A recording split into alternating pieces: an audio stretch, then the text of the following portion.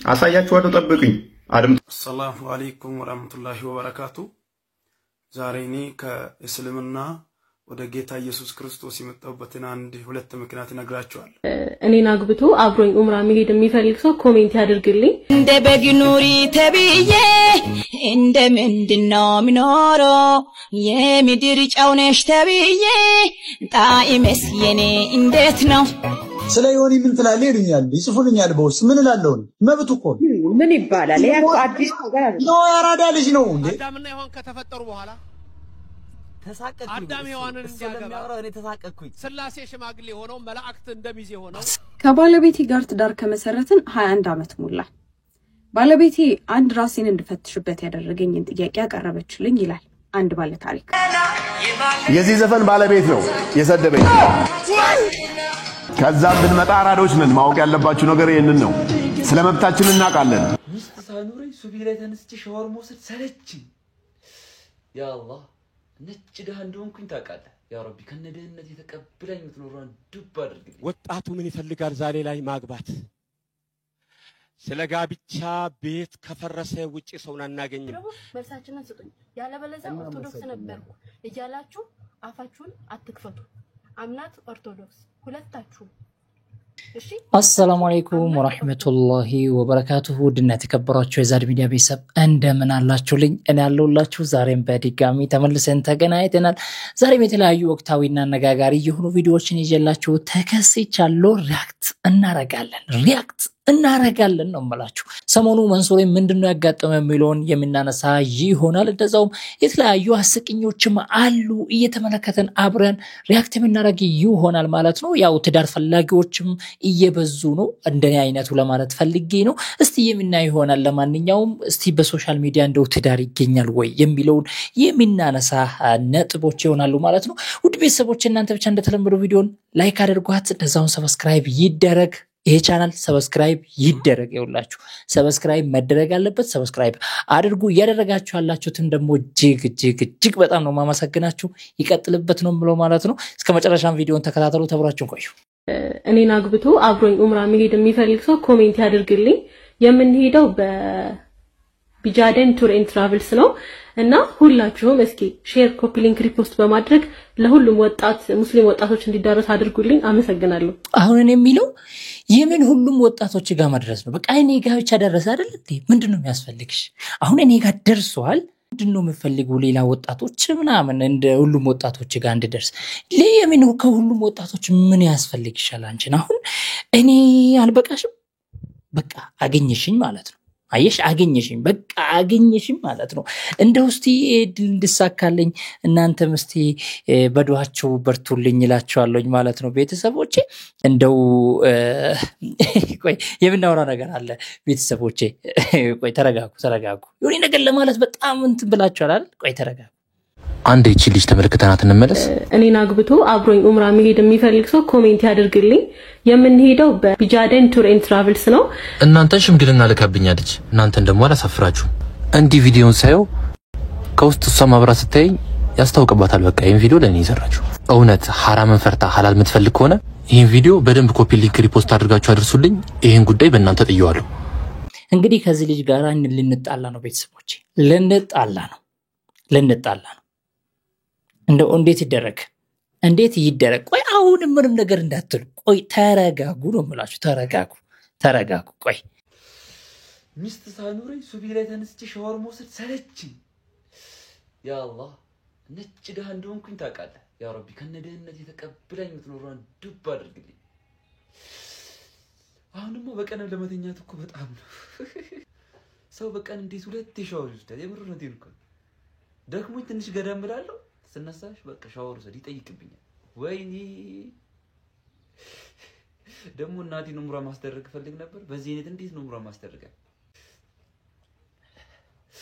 እስቲ ቢጃዴን ያዘጋጁን ቻሌንጅ ልቀላቀሉን ያው እንደረፈዳ ቀሉ ልቀላቀሉና እስቲ እናንተ ኮፒ ሊንክ ላይክ ሼር ሪፖስት ምናምን አድርጋችሁልኝ እስቲ ታሸንፍና ኑምራ ታድርግ በኋላ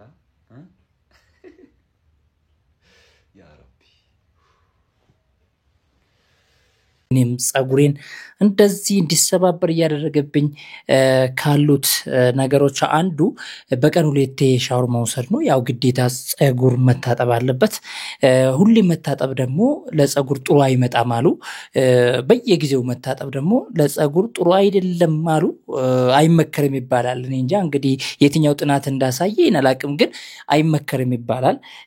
ነገር ግን ምን ይደረጋል? ዋጅቡ ይቀራል አይቀርም። ስለዚህ ስልችት ብሎናል ነው የምላችሁ። ለወጣቶች እንደው እኛ ውሃ ውጥተን አልተናገርንም እንጂ በጣም እየተጎዳን ነው። ይሄንን አስቡበት። ለማንኛውም እስቲ ውድ ቤተሰቦቼ ከዚህ ቪዲዮ ጋር በተያያዘ አንድ ጥያቄ አለኝ። በተለይ እዚህ ጋር ያላችሁ ድንገት ኡስታዞች ካሉ እንደው ይሄ ነገር በጣም ኢምፖርታንት የሆነ ጥያቄ ነው። ምክንያቱም ብዙ ሰዎች እየተሸወዱበት ስለሆነ ነው።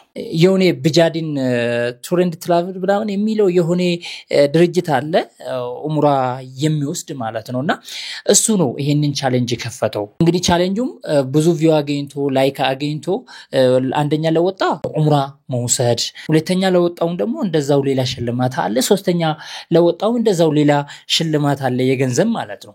ታዲያ ይሄንን ለማሸነፍ በጣም ብዙ ውሸት እየተዋሸ ነው፣ እየተቀጠፈ ነው። እዚህ ጋር የቅድሟ ልጅ ምን አለች? እንደው አግብቶኝ አለች። አሁን እሷ ባላታ አይደለም፣ እንደገና ደግሞ እውነት አይደለም። አያችሁ፣ እውነት አይደለም። አንድ ሰው ሄዶ ቢጠይቃት እቺ ልጅ አታገባ። እሺ አሁን እኔ ጠየቅኳት፣ እሺ ታገባኛለች? ማዋሸት ለምን አስፈለገ? እሺ ዋሽቶስ ይሄን ነገር ሰክሰስ አድርጎ መሄዱስ ይቻላል ወይ? I don't know። ይሄ ለትልልቆቹ ዑለሞቹን ተውና፣ ነገር ግን በዚህ መልኩ መሄዱ ለኔ አይመስለኝም። ስለዚህ እናጥናበት ባይዘው። ለዚህ ነው ያመጣሁት ቪዲዮን እንጂ እውነታቸው ነው ምናምን ለማለት አይደለም። እዚህ ጋር ይሄ ልጅም ያው ቀጥፋ ላይ ባይባልም ዋሽቷል ባይባልም ግን ትንሽ ጨምሮበታል። በየቀኑ ሻወር አይወሰድም እንዴ? እንዴት ሰው በየቀኑ ኢህቲላም ያደርጋል እንዴ? እንደዛ ከሆነማ በጣም ትልቅ አደጋ ላይ ነው ያለከው። ይሄ ጉዳት ያመጣብሃልና ቶሎ ወደ ሐኪም ቤት እንድትሄድ እኔም እመክርሃለሁ። ለማንኛውም ውድ ቤተሰቦቼ በዛሬው ዕለት የኢትዮጵያ ሙስሊም ወጣቶች ካውንስል በይፋ መስረታው ተካሂዶ ነበር። በዛ ላይ እንግዲህ ብዙ ትልልቅ የሆነ መልእክቶች ተላልፈዋል ለወጣቶችም ለሁሉም ማለት ነው። ከዛ መካከል አንዱን ያገኘሁትን የኡስታዝ ራያ አባ መጫ ሐፊዘሁላህ እስቲ ወጣቱ ምን ይፈልጋል ዛሬ ላይ ማግባት? ስለ ጋብቻ ቤት ከፈረሰ ውጪ ሰውን አናገኝም። እነዚህን ሰዎች እናት ናቸው የሰጡን። ጋብቻ በሀብታሞች ምክንያት የከተማው ጋብቻ በሀብታሞች ምክንያት ቀርቷል። ምክንያቱም የአዳራሽ ክራይ፣ የመንክራይ፣ የቬሎ የምናምን መመሳሰል ጋብቻን እየከለከለ ያለ ደሃው ምስኪኑ ማህበረሰብ እንዴት አድርጎ ያግባ ጥያቄ ይፈጠርና ይዛችሁ ወደ ቤት ሄዶልኝ። ሁለተኛ አንዳንድ ጊዜ ሰዎች ሀብትን ሲያመሰግኑ አንዳንድ ጊዜ ድህነትን አመሰግናለሁ። አንድ ከተማ አቃለው አንድ ሱፍ አንዱ አሰፋ በደርግ ጊዜ والله 15 ሰው ነው ያገባበት። السلام عليكم ورحمه الله وبركاته። وعليكم السلام ورحمه الله وبركاته። እንደው አንተ ኑርልን፣ እንደው አንተ ረጅም እድሜ ይስጥ ኑርልን። በጣም ቁስላችን ነው በቃ ያከምከው ማለት በቃ ወጣቱ የተቸገረበትን ነው ቀጥታ ለኡማው ያወጣው። እስቲ ቤተሰቦች ያው ሰሞኑ እንግዲህ አንዳንድ ቪዲዮዎችን እያቀረብኩላችሁ ነው። ዛሬ የሰማሁት ደግሞ እስቲ እንደው እንግሊዘኛ አባት የላትም እንጂ እንዴ እቺ ልጅ ትከሰስ ነበር። ፈለጋችሁ ደግሞ መልሳችንን ስጡኝ፣ ያለበለዚያ ኦርቶዶክስ ነበርኩ እያላችሁ አፋችሁን አትክፈቱ። አምናት ኦርቶዶክስ ሁለታችሁ፣ እሺ ሁለታችሁ አምናት ኦርቶዶክስ ሁለታችሁ ከጥንት ከመጀመሪያው ጀምሮ ሙስሊሞች ነበራችሁ። እሺ በቃ እንትን ስትጸባይ ሲስተካከል ጠሪነሽ ጉድ አይዲያ ከቻልክ ባትወጣ ደስ ይለኛል። እኔ ሁልሽም ማለት ነው አምናት ኦርቶዶክስ፣ ሁልሽም አምናት ኦርቶዶክስ። አዎ አምናት ኦርቶዶክስ ሁልሽም ማለት ነው። አዎ አምናት ኦርቶዶክስ። እንደው ይሄ አስቀጣም ወይ እንደው አሳስርም እንደው ይሄ ያስፈርድባታል፣ ሊያስፈርድባት ይችላል። ሁለትሽም አለቻቸው አምናት ኦርቶዶክስ። እየዋሻችሁ ነው፣ ከሙስሊም ነው የመጣችሁት፣ ሲጀምር ሙስሊም ናችሁ።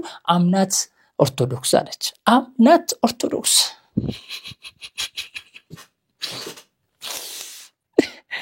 አሳያችኋለሁ። ጠብቁኝ። አሰላሙ አለይኩም ወራህመቱላሂ ወበረካቱ። ዛሬ እኔ ከእስልምና ወደ ጌታ ኢየሱስ ክርስቶስ የመጣሁበትን ሁለት ምክንያት እነግራችኋለሁ።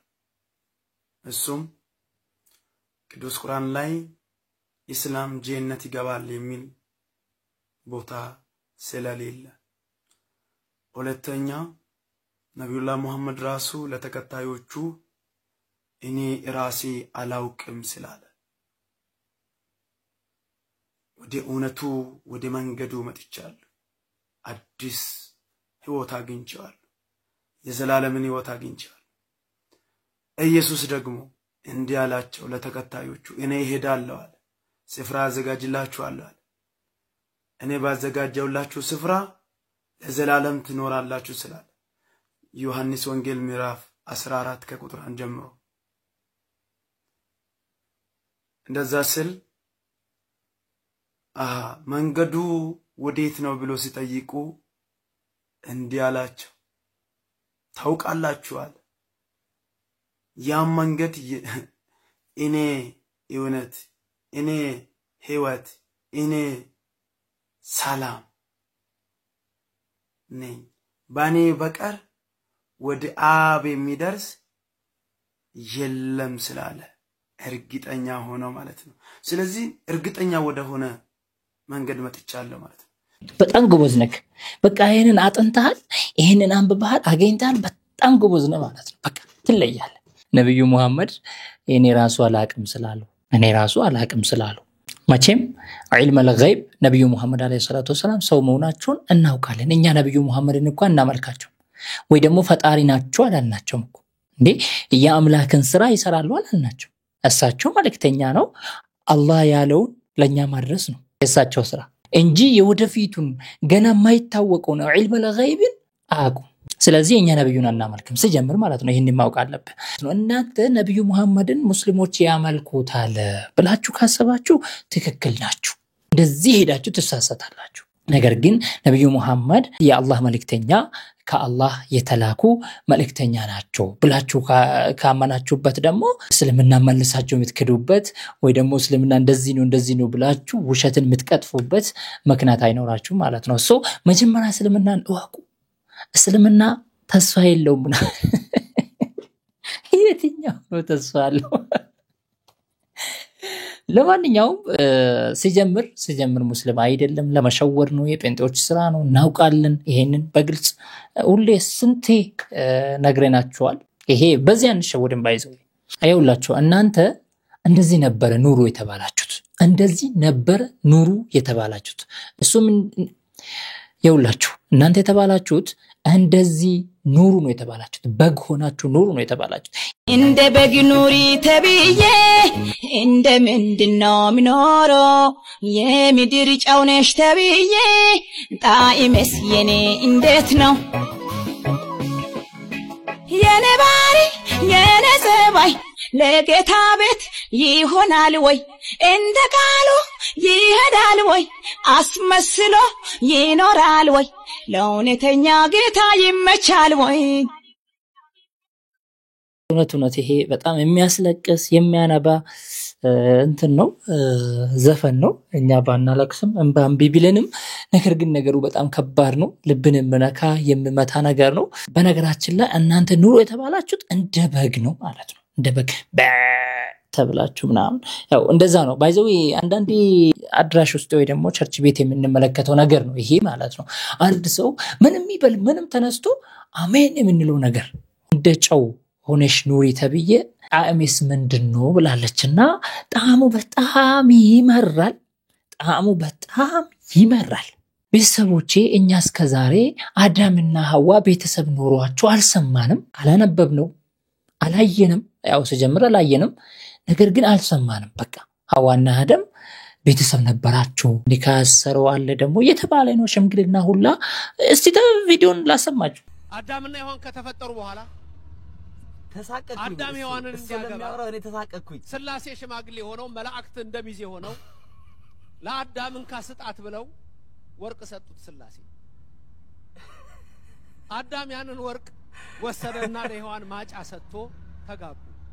ሰው በዚህ ከዛ በኋላ ወርቁ ምን ያድርጉት? መልሰው ለስላሴ ይሄው ወርቁ አሉ። ምን ያደርጉታል? ይሄው ወርቁ አሉ። አይ አሁን አልቀበልህም አዳም፣ ከልጅ ልጆቼ ነው የምቀበለው። ያ ወርቅ መልከጼዴቅ ይጠብቀው ነበር። ያ ወርቅ ዞሮ ኢትዮጵያ ይገባል። ያ ወርቅ ባዜን ይዞት እጣን ከርቤ ከያዙት ሁለቱ ነገስታት ጋር ባንድ ላይ የተነሱት 12 ነበሩ ነገስታት። በነገራችን ላይ 3ቱ ናቸው የደረሱት እንጂ ተነስተዋል። የዓለም ነገስታት ተነስተዋል። ጌታ በተወለደበት ሰዓት ደግሞ የዓለም ህዝብ ቆጠራ ነበር የሚደረገው።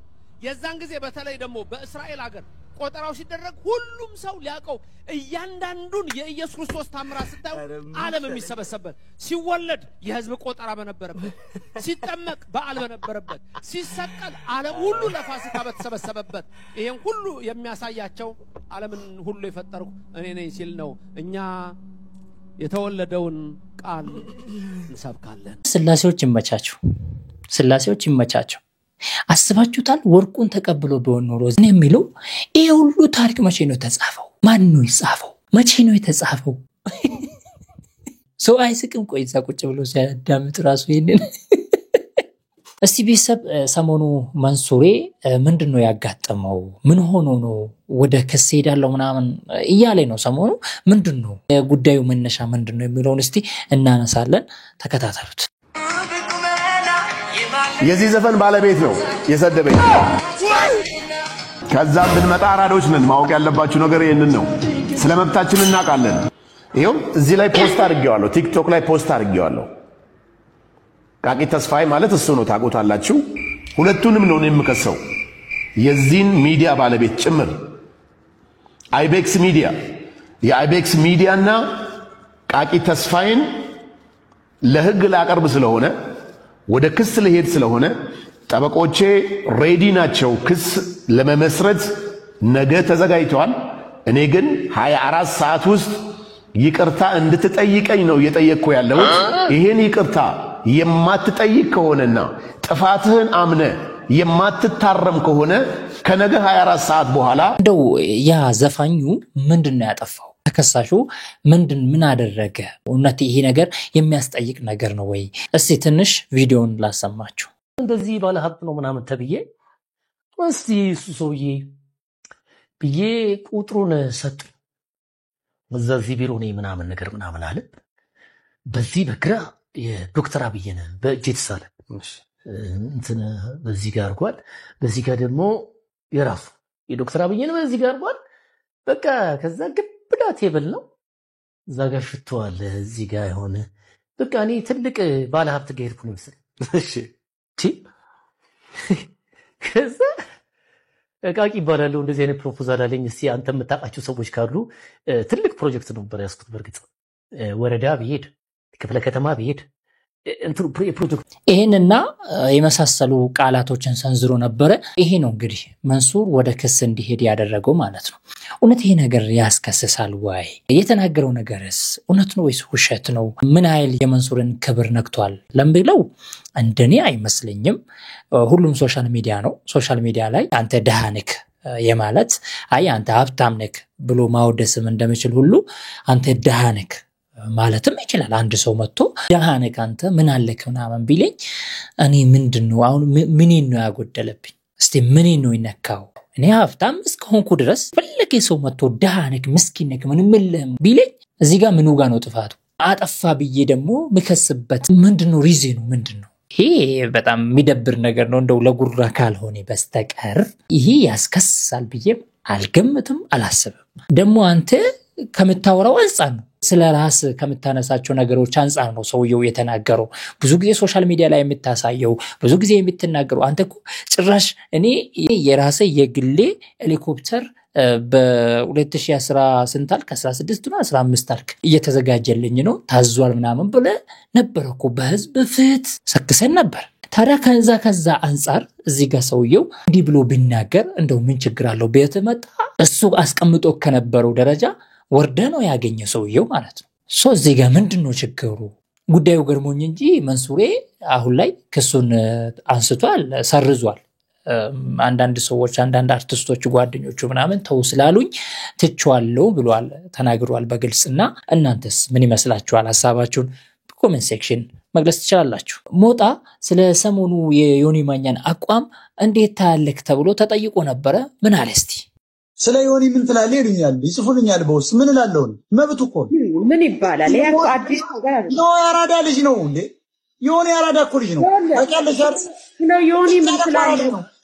ዮኒ ማለት በጣም ስማርት ሰው በጣም እንትን ነው፣ ፍሌክሲብል ነው። ዮናስ ሙሉነህ ማለት እኮ ስም ተራሰው ማለት ባይዘ ተራሰው አይደለም። እንዴት መሸወድ እንደሚችል ያውቅበት። ህዝቡን እንዴት እንደሚያስከትል ሶሻል ሚዲያ ልምድ አለ። ነገ ደግሞ ይመጣል። እሱ ካስፈለገ ነገ ኢየሱስ ጥሩ ነው ማርያም ግን ስለረሷት እንደው እነዚህ ፓስተሮች አልተመቹኝም ብሎ ይመጣል። እኔ ለዮኒ ምን ትላለህ ማለት ያለባቸው ኦታም ሲቀይር ነው። ያኔ እንወያይበታለን። እውነትም አሁን እሱ ብቻ ነው የቀረው ዮናስ ሙሉነህ። ሁሉንም ነገር ቀይሯል። ጸጉሩም ጭምር እንግዲህ ቀይሯል። አሁን እንደው የዮናስ ሙሉነህ መጨረሻው እንዴት ሊሆን ይችላል የሚለው እንደ አንድ ኢትዮጵያዊነት በጣም የሚያሳስብ ነገር ነውና ለማን ቀጣይኛ ነን እንግዲህ ቀጣይ ወደኛ ነው መጣው። እዛኔ ሙስሊሞቹ ከስድቡ ነፃ ይሆናሉ፣ ሙስሊሞቹ ሰላምን ያገኛሉ። አሁን ላይ ፕሮቴስታንቱ ሰላም አገኝቷል። እስቲ የመጨረሻ ቪዲዮአችን ይሆናል ብዬ የመጨረሻ ቪዲዮአችንን አድርጌ አስቀምጥኩላችሁ። ቪዲዮ በጣም አስተማሪ የሆነ ቪዲዮ ነው፣ ተከታተሉት። ከባለቤቴ ጋር ትዳር ከመሰረትን 21 ዓመት ሞላ። ባለቤቴ አንድ ራሴን እንድፈትሽበት ያደረገኝን ጥያቄ ያቀረበችልኝ ይላል አንድ ባለ ታሪክ። 21 ዓመት ካንተ ጋር ስኖር አንድም ቀን ከእናትህ ጋር ለመዝናናት ስትወጣ አይቼ ካላውቅ። ዛሬ ማታ እናትህን ራት ምሽት ጋብዛትና አዝናናት አለችኝ። ውዷ ባለቤቴ ባቀረበችልኝ ሐሳብ ከመገረም በላይ መሰጠኝ። ተስማማሁ። እናም ወደ እናቴ ጋር ደወልኩለት። እማ ዛሬ ካንቺ ጋር ሽርሽር መውጣት ፈልጋለሁ አልኳት። ደነገጠች። ምን ነው ልጄ ሰላም አይደለህም? ልጆችስ ምን ሆኑ? ባለቤትህ ሰላም አይደለችም እንዴ? በማለት የድንጋጤ ጥያቄዎቿን አርከፈከፈችብኝ። አብሽሪማ ሁሉም ሰላም ናቸው። ካንቺ ጋር ለመዝናናት ፈልጌ ነው አልኳት። በጣም ደስ አላት። ተስማማች። ወደ ማታ ተዘጋጅተሽ ጠብቂኝ አልኳት። በቀጠሮ ሰዓትም ወደ እናቴ ጋር ሄድኩኝ። እናቴ በረንዳ ላይ ቆማ እየጠበቀችኝ ነበር። እናቴ ሁለመናዋ ተቀያይሯል። እርጅና ተጫጭኗታል። ሰላምታ ከተለዋወጥን በኋላ ወደ መኪና ያስገብቻት ጉዞ ጀመረ። እናም በጣም ደስታ ይነበብባታል። ልጄ ዛሬ ካንተ ጋር ሽርሽር እንደምወጣ ለሰፈር ሰዎች ሁሉ እንዲሁም ለዘመድ አዝማዶች በሙሉ ተናግሬያለሁኝ አለች። በጣም ከመደሰቷ የተነሳ አንድም የምታውቀው ሰው አልቀራትም። ወሬውን ለሁሉም አድርሰዋለች። ወደ ሆቴል ይዣት ሄድኩኝ። አስተናጋጁ የምግብ ዝርዝር ወረቀት የያዘ ኩፖን ሰጠን። እማ ምረጪ አልኳት። ፈገግ አለች። ከእርጅና የተነሳ ማየት እንደማትችልም ተረዳሁ። ላንብብልሽ አልኳት። ልጅ እያለ ሆቴል ቤት ገብተን ልንመገብ ስንል የምግብ ዝርዝር አነብልህ ነበር፣ አሁን ዕዳህን ክፈል ብላ ፈገግ አለች። እኔም ፈገግ ብዬ አነበብኩላት። የለበሰችውን ልብስ ስመለከት ከ19 ዓመት በፊት የሞተው አባቴ የገዛላት የመጨረሻ ልብሷ እንደነበር አስታወስኩ። ምግብ ቀርቦ እናቴ ከደስታ የተነሳ ምንም እየበላች አልነበረም። ደስታ በደስታ ሆናለች። በህይወቴ እኔም በጣም የተደሰትኩበት አጋጣሚ ነበር። ከእናቴ ጋር ተዝናንተን ስናበቃ ይህ ምሽት እንዲደገም ፈልጌ እማ መቼ ተመልሼ ልምጣና ልውሰድሽ አልኳት። በእንደዚህ ቀና፣ ነገር ግን እኔ ነኝ የምጋብዝህ ከተስማማህ ነው አለች። ፈገግ አልኩኝ። ትጋብዥኛለሽ አልኳትና ተለያየን። በመሃል እናቴ ታመመች። ከህመሟ ድናልኝ አብሬያት የማሳልፍበት ቀን ምሽት ናፈኩኝ። ነገር ግን ከእናቴ ጋር ዳግም አልወጣንም። እናቴ ወደማይቀረው የሞት ጉዞ ተጓዘች። በጣም አዘንኩ፣ አለቀስኩ። ከእናቴ ጋር ቀጠሮ ይዘን ወደ ነበረው ምሽት ከአንድ ታዋቂ ሆቴል ቤት ተደወለልኝ። ዛሬ እራት ከባለቤትህ ጋር በነፃ ተጋብዛችኋል የሚል መልእክትም ደረሰኝ። ግራ ተጋባሁ። ማን ነው? እንዴት?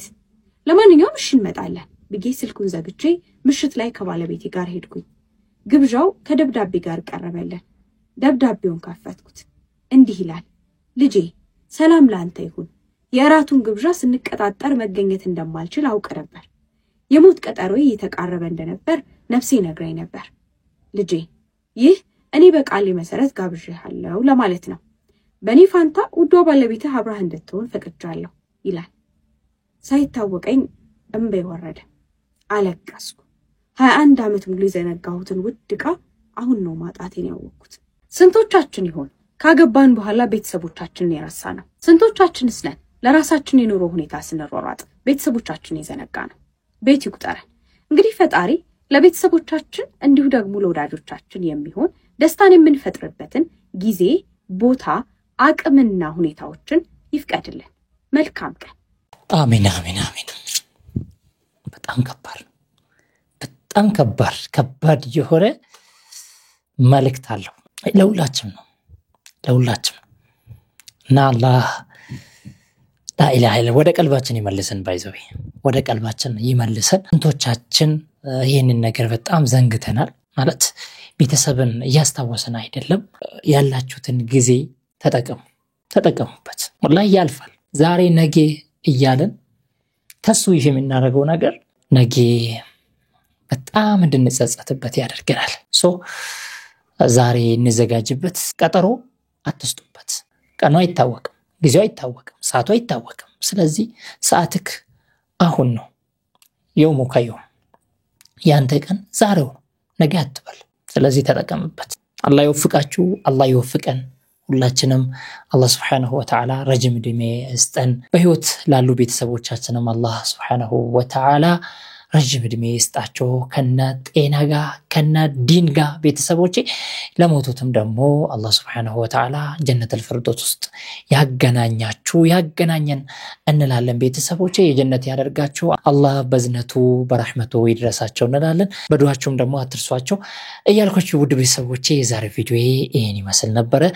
ቪዲዮውን እንዴት አገኛችሁት? ሐሳባችሁን ኮሜንት ላይ መግለጽ ትችላላችሁ። ቤተሰቦቼ በሌላ ቪዲዮ ተመልሰን እስክንገናኝ ባላችሁበት ሰላም ሁኑልኝ።